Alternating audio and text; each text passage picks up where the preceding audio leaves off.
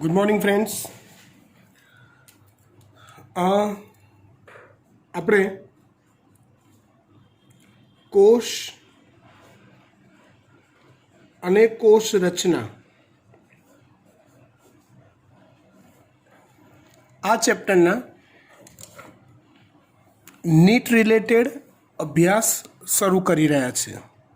Okay, સૌથી પહેલાં આપણે વાત કરીએ અંગિકા કણાભ સૂત્રની. જો બેટા, એકવાર તમે 11મા કોર્સ ભણી ચૂકેલા છો ટેક્સ્ટબુક પ્રમાણે. બીજું, મેં તમને વિડીયોઝ સેન્ડ કરેલા છે, તમે રિફર કર્યા હશે. એટલે અહીંયા હું જેટલું શક્ય છે એટલું મિનિમમ ચોપડીનું ચર્ચા કરીશ અને મેક્સિમમ નીટ માટે તમારે જે કન્સેપ્ટ પર જવું પડશે ને એ કન્સેપ્ટ પર હું તમને લઈ જવા ટ્રાય કરીશ. બરાબર? એટલે ઝડપથી આપણું કામ પૂરું થાય. રાઈટ? તમારે હા ટેક્સ્ટબુકનું રિવિઝન કરવું છે ફરી એકવાર તો મારા વિડીયોઝ તમે વારંવાર જોઈ શકો છો. મેં તમને ગ્રુપમાં સેન્ડ કરેલા છે એ. ઓકે, જો કણાભ સૂત્ર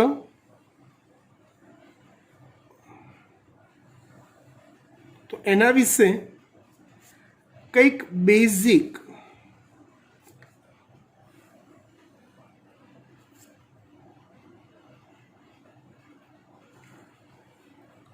આવું સ્ટ્રક્ચર બનાવી શકાય.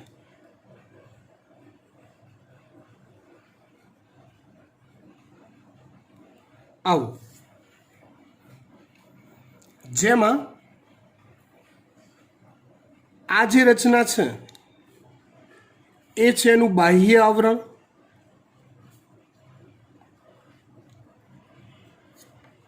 આ છે કણાભ સૂત્રનું અંતઃ આવરણ. એ બંનેની વચ્ચેની જે જગ્યા હોય એને કહેવાય આંતરપટલીય અવકાશ.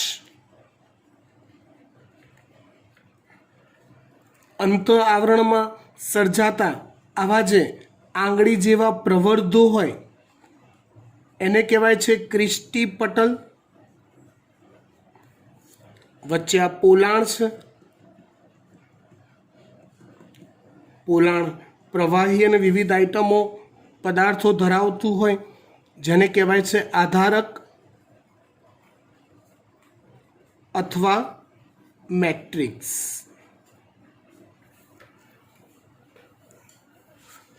જો તમને કણાભ સૂત્રની સાથે સાથે કેટલું ખબર હોવી જોઈએ તો સૌથી પહેલાં હું વાત કરું તો કણાભ સૂત્ર એ શ્વસન પ્રક્રિયા સાથે સંકળાયેલી અંગિકા છે. સાથે સંકળાયેલી અંગિકા છે. એટલે શ્વસન ચેપ્ટર તમે આગળ ભણી ચૂકેલા છો 11માં. બરાબર ને? તો શ્વસનની જે પ્રક્રિયાઓ છે એના તબક્કાઓ જારક શ્વસનના, એમાં એક છે ગ્લાયકોલિસિસ,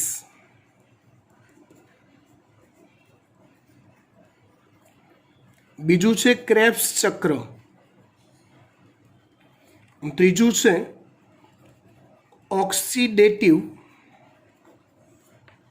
ફોસ્ફોરીકરણ અથવા એને કહેવાય છે ETS, ઇલેક્ટ્રોન ટ્રાન્સફર સિસ્ટમ. તો કણાભ સૂત્રનું કોમ્બિનેશન જારક શ્વસનની પ્રક્રિયાઓ સાથે તમને પરફેક્ટ સેટ થયેલું હોવું જોઈએ. એ મિક્સચર કરીને તમને MCQ પૂછવામાં આવશે નીટની અંદર. સમજો, ટેક્સ્ટબુકમાં લખેલી લેંગ્વેજ પરથી તો MCQ આવશે જ સીધા સાદા. પણ ફેરવેલા એમસીક્યુ જો નીટમાં ક્યારેય બહુ બહારનું નથી પૂછાતું. પૂછાય તો આવા 1 કે 2 કે 3 કે 4 પ્રકારના ચેપ્ટરને મર્જ કરી એનું મિક્સચર કરીને પૂછાતું હોય છે. તે મિક્સચર કેવું થાય એ આપણે એક એક ટોપિકમાં જોતા જઈએ. ડન. જો સૌથી પહેલાં હું વાત કરું કણાભ સૂત્રના આધારકની. તો જુઓ, શ્વસનની આ 3 પ્રક્રિયાઓ છે. એ પૈકી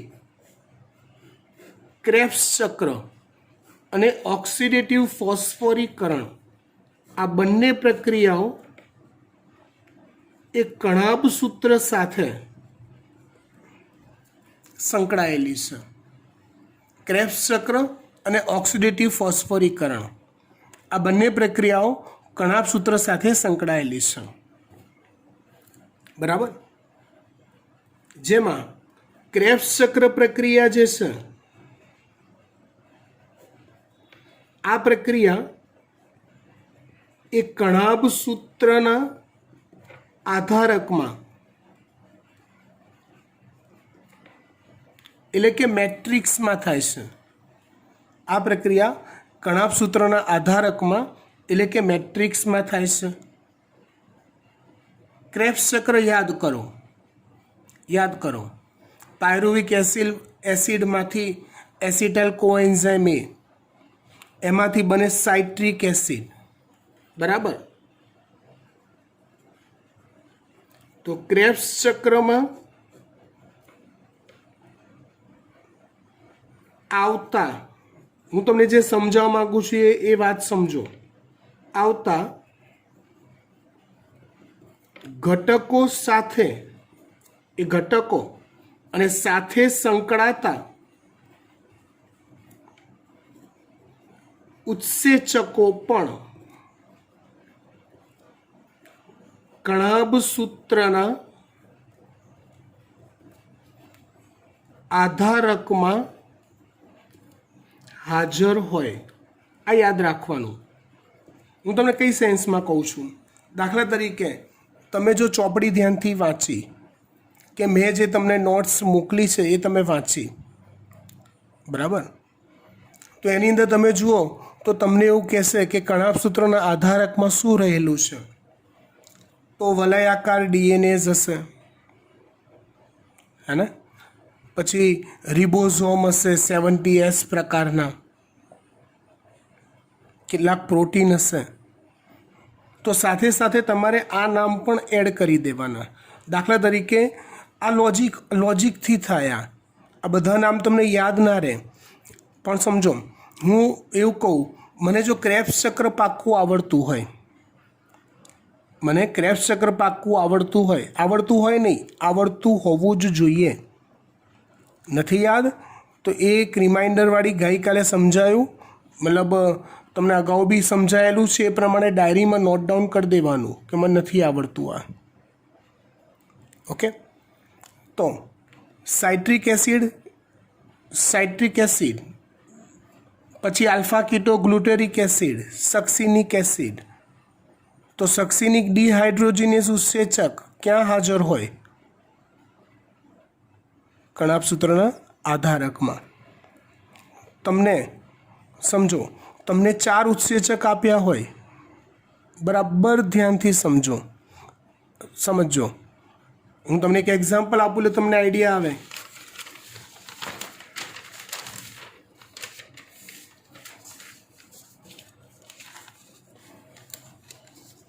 આ એક્ઝામ્પલને ગોખવાની જરૂર નથી, સમજવા પ્રયત્ન કરજો.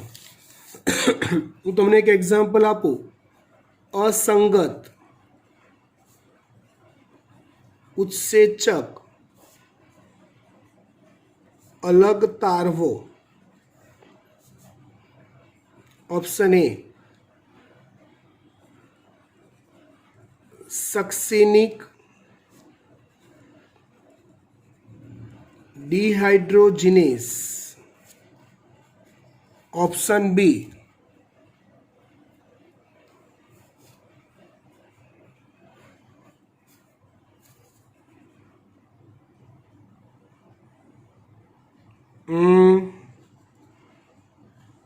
ફ્યુમેરેઝ અથવા ફ્યુમેરિક ઓક્સિડેઝ.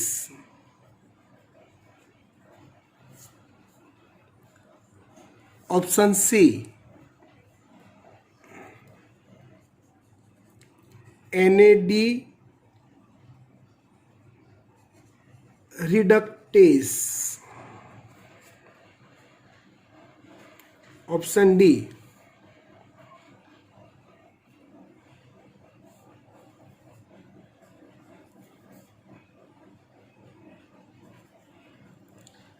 મેલિક ડિહાઇડ્રોજિનેસ. ચલો આ ચાર ઉત્સેચકોને અલગ તારવો એના સ્થાનને આધારે. તો આ ચારે ચાર ઉત્સેચકો આમ તો ઓક્સિડેશન અને રિડક્શન પ્રક્રિયા પર આધારિત છે. એટલે ઉત્સેચકો તમારા મગજમાં આ તો મેં સ્થાન કરીને ક્લિયર કરી દીધું. બાકી તમને આવી કોઈ જ ચોખવટ ના કરી હોય અને એમને તમને આવા ચાર ઉત્સેચકો આપ્યા હોય ને કીધું એ અસંગત અલગ તારવો, અસંગત અલગ તારવો. તો આ તો હું તમને સમજાવું કે આ ચારે ચાર ઓક્સિડો રિડક્ટેજીસ પ્રકારના જ ઉત્સેચકો છે, રાઈટ. પણ સ્થાનને આધારે અલગ તારવવાનું ફોડ પાડ્યું એટલે તમે સમજી શકો કે સક્સિનિક ડિહાઇડ્રોજિનેસ આ અને આ ત્રણ જે છે ને એ કણાભ સૂત્રોના આધારકમાં જોવા મળે છે. A, B અને D એ કણાભ સૂત્રના આધારકમાં જોવા મળે છે. જ્યારે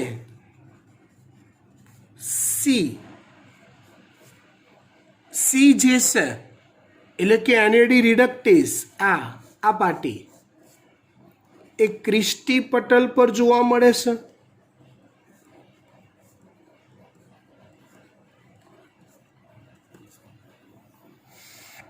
એટલે સ્થાનને આધારે આ રીતે વિવિધતા થઈ કહેવાય.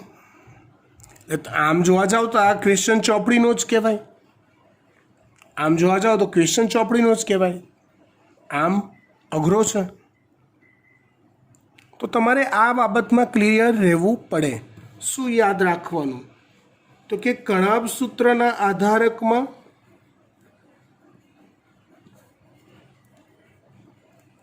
આધારકમાં બીજું શું હોય?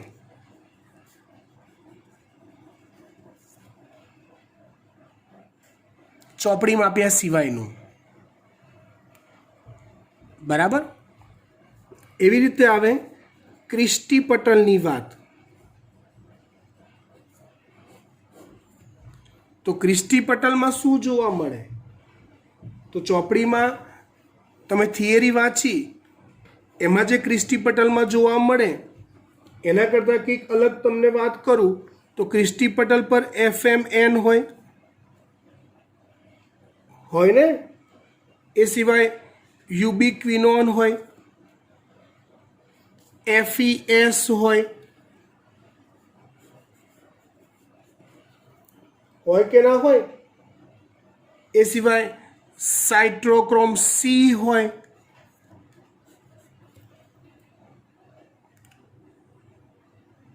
એટલે આ બધી રચનાઓ ક્યાં જોવા મળે છે? ક્રિસ્ટી પટલ પર, જે ETS એટલે કે ઓક્સિડેટિવ ફોસ્ફોરીકરણમાં સંકળાતા ઘટકો છે.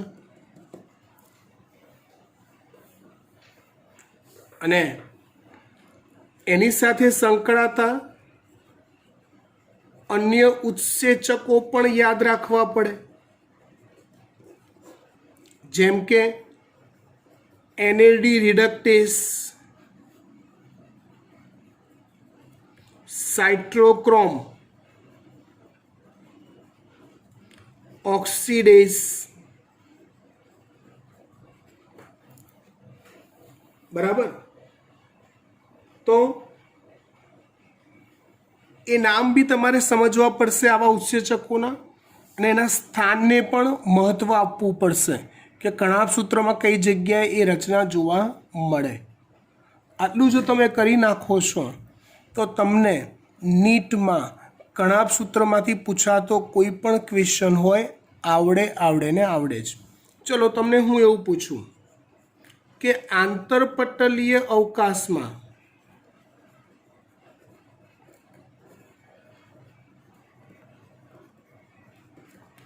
કોણ હાજર હોય? તો જવાબ આવશે 2H+ અથવા પ્રોટોન. કેમ? કેમ કે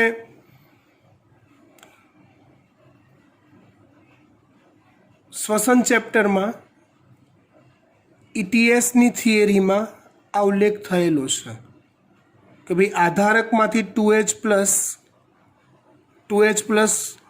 એ પેલું કેમી ઓસ્મેટિક સિદ્ધાંત આવતો હતો. શેના આધારે? જો હું આ કણાભ સૂત્ર એક ચલાવું છું ને એમાં ક્યાંક ને ક્યાંક તમારા મગજ પર લોડ પડી રહ્યો છે. મોઢામાંથી નીકળતા એક ડેન્જર શબ્દમાંથી મેં એવું લખ્યું કે ભાઈ કેમી ઓસ્મેટિક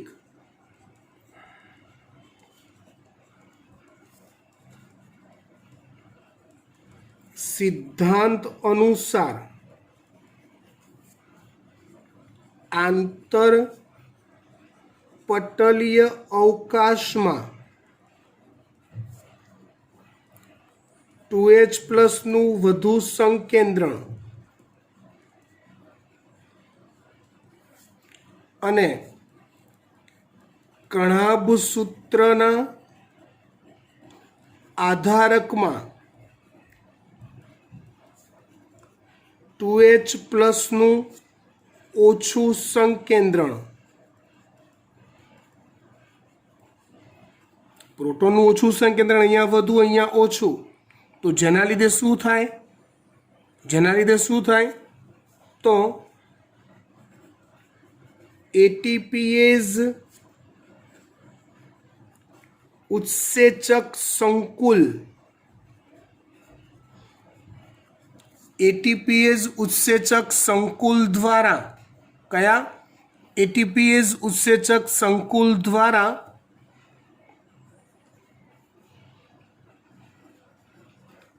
પ્રોટોન ઢાળ અનુસાર 2H+નું વહન થાય. કઈ તરફ? તો આંતરપટલીય અવકાશથી કણાભ સૂત્રના આધારકમાં. આપણી ચોપડીમાં ક્રિસ્ટી પટલ પર F1 કણિકા એવો શબ્દ લખ્યો છે. પુસ્તકમાં ક્રિસ્ટી પટલ પર F1 કણિકા આવો શબ્દ છે. F1 કણિકા એટલે શું? તો યાદ કરો બેટા, જ્યારે પેલું ATPase ઉત્સેચક સંકુલ હોય ને એની રચના આવી હોય, આ એનો F0 કણ કહેવાય અને આ છેડો એનો F1 કહેવાય. તો F1 કણિકા એ હકીકતમાં કોનો ભાગ છે? તો કે ATPase ઉત્સેચક સંકુલનો.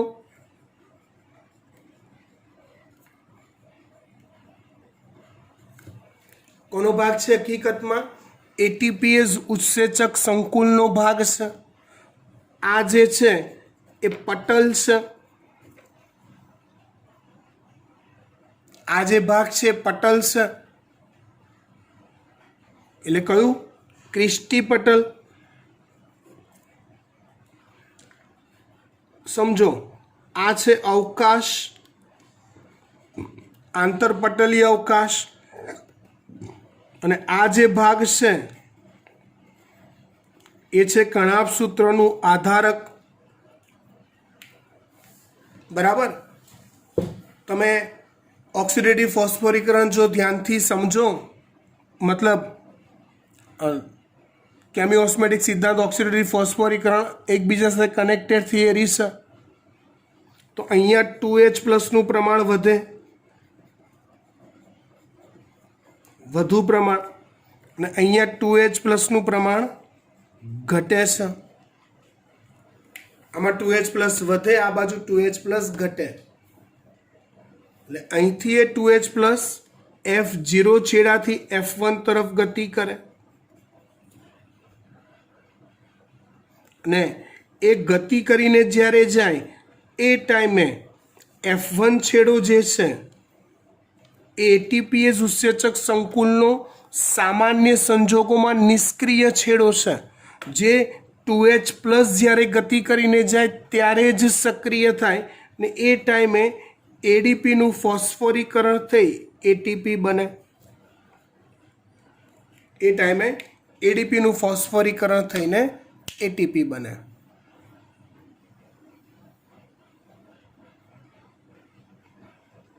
બરાબર ને? તો આ બંને ચેપ્ટરનું મિક્સચર થઈ શકે છે કણાભ સૂત્રોની થિયરીમાં. એટલે તમારે કણાભ સૂત્ર તો તૈયાર કરો, તો એની જોડે જોડે તમારે પ્લાન્ટ ફિઝિયોલોજીનું શ્વસન, વનસ્પતિમાં શ્વસન નામનું ચેપ્ટર પણ જોડે જોડે તમારે આ રીતે મિક્સર કરીને જોવું પડે. એટલે આમ જોવા જાવ તો તમે ખાલી કણાભ સૂત્ર જ તૈયાર કર્યું, પણ ના ભાઈ, તમે કણાભ સૂત્રની સાથે સાથે પ્લાન્ટ ફિઝિયોલોજીનું એક ચેપ્ટર પણ ખેંચી કાઢ્યું, કેમ કે આ લોકો મિક્સચર આ જ રીતે કરવાના. બરાબર ને? આનું જ નામ નીટ. હા, ચલો ત્યાર પછી આપણે એક બીજી અંકિકા પસંદ કરીએ. અત્યારે જે શરૂઆતના લેક્ચર્સ છે ને એમાં આવેલી અંગિકાઓ, એ જ ટોપિક છે જ આપણે લઈ રહ્યા છીએ. બરાબર. બીજી અંગિકા આવે છે હરિતકણ.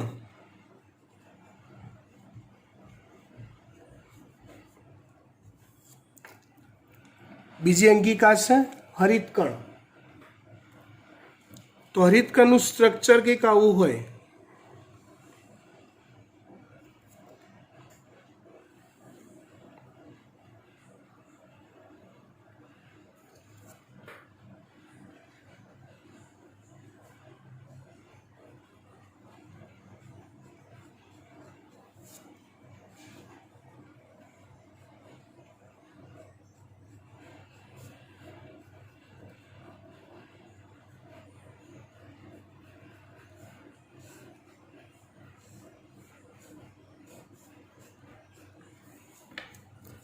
બરાબર. એકચ્યુઅલી આટલું બધું ખરાબ ના દોરવું જોઈએ, થોડુંક સારું દોરવું જોઈએ, કારણ કે આ જે અંદર જે ગ્રેનમ ને લેમિલી તંત્ર કહેવાય એ બનાવ્યું ને, એ એકચ્યુઅલી અંતઃપટલ સાથે કનેક્ટેડ હોય આ રીતે. એટલે અંતઃપટલમાંથી જ સર્જાતું હોય છે આમ. એટલે હરિતકણની રચના જોઈએ તો નામ નિર્દેશન, આ છે એનું બાહ્ય પટલ, આ છે એનું અંતઃપટલ. અંતઃપટલમાંથી પોલાણમાં સર્જાતું આ સમગ્ર તંત્ર જે છે એ તંત્રને કહેવાય છે લેમિલી તંત્ર. શું કહેવાય છે આખા તંત્રને? લેમિલી તંત્ર. લેમિલી તંત્ર સિવાયનું જે પ્રવાહી અંદર હોય એને કહેવાય છે સ્ટ્રોમા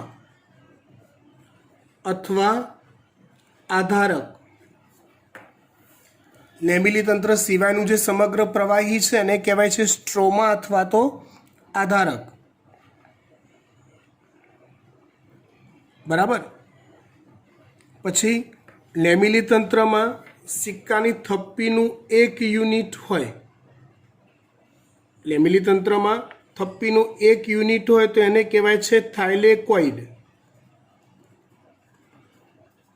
આવું એ થાઇલેકોઇડની આખી થપ્પી બને તો એને કહેવાય છે ગ્રેનમ. થાઇલેકોઇડની આખી થપ્પી બને તો એ થપ્પીને કહેવાય છે ગ્રેનમ.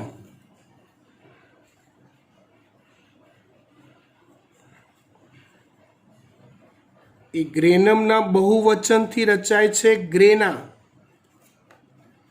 અથવા ગ્રાના. એ ગ્રેનમને જોડતા જે પટલો છે, પડદાઓ છે, એને કહેવાય છે આંતરગ્રેનમ પટલ. એને કહેવાય છે આંતરગ્રેનમ પટલ. બરાબર. તો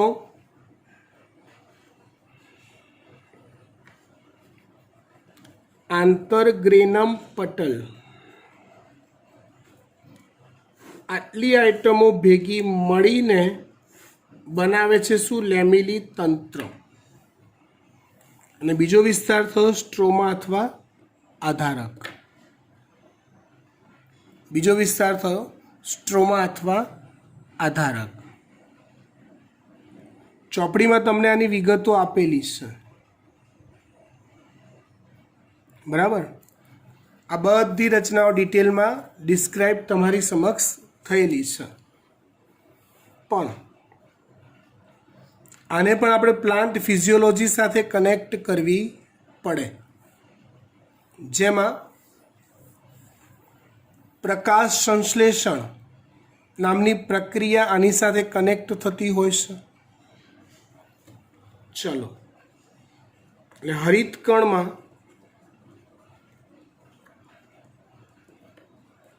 પ્રકાશ સંશ્લેષણ નામની પ્રક્રિયા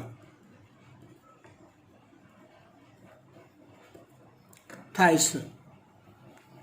હરિતકણમાં કઈ પ્રક્રિયા થાય છે? પ્રકાશ સંશ્લેષણ નામની પ્રક્રિયા થાય છે. રાઈટ. પ્રકાશ સંશ્લેષણની પ્રક્રિયા, અને એ પ્રક્રિયા હરિતકણમાં કઈ કઈ જગ્યાએ શું થાય એ એક્ઝેક્ટલી આપણને ખબર હોવી જોઈએ. પછી સેમ વસ્તુ થશે જે કણાભસૂત્રમાં કરી હતી. જે કણાભસૂત્રમાં કરી હતી એ સેમ વસ્તુ થશે. ખબર પડી શું કહેવા માગું છું? રાઈટ. તો આ વસ્તુ હું તમને જાતે કરવા આપું છું હોમવર્કમાં, કે તમે ડિટેલમાં જોઈએ તમને આવડે છે કે નહીં. તમારે શું કરવાનું છે એ હું તમને અહીંયા લખીને આપી દઉં છું. તમારે એ કરવાનું છે કે ભાઈ હરિતકણમાં અહીંયા જેટલા સ્થાન આપેલા છે એ સ્થાન રિલેટેડ પ્રકાશ સંશ્લેષણની પ્રક્રિયાઓ એ કઈ જગ્યાએ થાય, એ પ્રક્રિયાઓ સંબંધિત ઉત્સેચકો એ અહીંયા કયા કયા સ્થાનમાં ક્યાં ક્યાં હશે, રંજક દ્રવ્ય તંત્રની ચોખવટ થયેલી છે એ ચેપ્ટરમાં, એમાંથી PS1 PS2 એ બધું ક્યાં હશે. બરાબર. તમારથી જેટલું થાય એટલું ડિસ્ક્રિપ્શન આની અંદર ઉમેરવાનું છે, જેને મેચ કરવાનું કોની સાથે છે? પ્રકાશ સંશ્લેષણના ચેપ્ટર સાથે. બરાબર. જેટલું બને એટલું મેક્સિમમ એનું મિક્સચર રેડી કરીને મને હોમવર્કમાં મોકલો પર્સનલી. આ કમ્પલસરી નથી, આ કમ્પલસરી હોમવર્ક નથી. કેમ કે અમુક બાળકોને એવું થાય સાહેબે ચલાવીને જાતે આપી દીધું. બહુ જ સ્પષ્ટ અને નગ્ન સત્ય આપું બેટા,